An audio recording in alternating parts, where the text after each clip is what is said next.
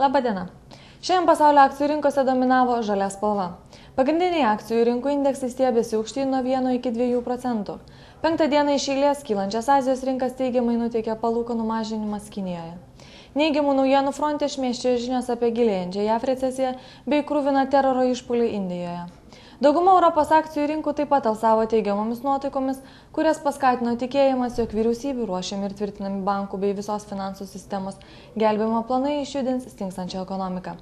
Baltijos šalių akcijų rinkose nebuvo sulaukta nei aktyvumo, nei optimizmo. Nors atskirų bendrovė akcijų kainos kilo, tačiau bendrą rinkos kryptį atspindintis indeksai fiksavo neigiamas reikšmes. Vilniaus vertybinių popierių biržos indeksas smuktelėjo 1,04%.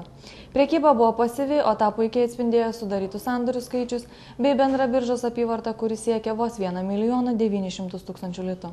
Kaip jau įprasta, aktyviausiai prekyba vyrė Ūkio banko pozicijoje, kurių kaina pakilo iki 68 centų ribos. Ši pozicija toliau išlieka populiari trumpalaikių pelnų ieškotojų tarpe. Trečią dieną paeiliui biržoje stebime aktyvesnė neįprasta prekyba Lietuvos jūrų laivininkystės akcijomis. Kažkokių ypatingų naujienų sulaukta nebuvo, tačiau tikėtina, jog jų greitai sulauksime. Padidėjęs domėjimasis leidžia daryti prielaidą, jog galbūt kažkas žino svarbią ir dar viešai neatskleistą informaciją ir iš anksto perka akcijas. Jau po prekybos buvo pateikta bendrovės finansinė atskaitomybė, kurioje taip pat kažkokių nelauktų naujienų nebuvo galima įžvelgti. Mažu aktyvumu pasižyminčios Klaipėdos nafta akcijos taipogi stebino kiek didesnę apyvartą, tačiau kol kas svarbesnių naujienų iš įmonės pusės nebuvo sulaukta. Kitos pozicijos netraukė didesnio dėmesio šiandieną. Rinkos barometrų laikomos Teolta akcijos įprasto susidomėjimo nesulaukė, o akcijų kaina išliko nepakitusi. Rygos vertybinių popierių biržos indeksas kristelėjo neženkliai vos 0,02%. Kiek aktyviau buvo prekiauta Latvijos Ugniaciba akcijomis, kurios krito 1,32% žemyn. Bendra apyvarta šiandieną siekia 21 000 Latvijos latų.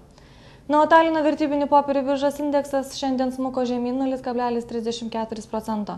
Bendra apyvarta tiesiekė 486 000 eurų. Jau keletą dienų iš eilės investuotojai nerodo itin didelio aktyvumo šioje biržoje. Indeksą labiausiai palaikė Tallink Group bei Esti Ehitus akcijos, atitinkamai pabrangusios nuo 3 iki 4%. Šiandieną naujienų tiek, viso geriausio.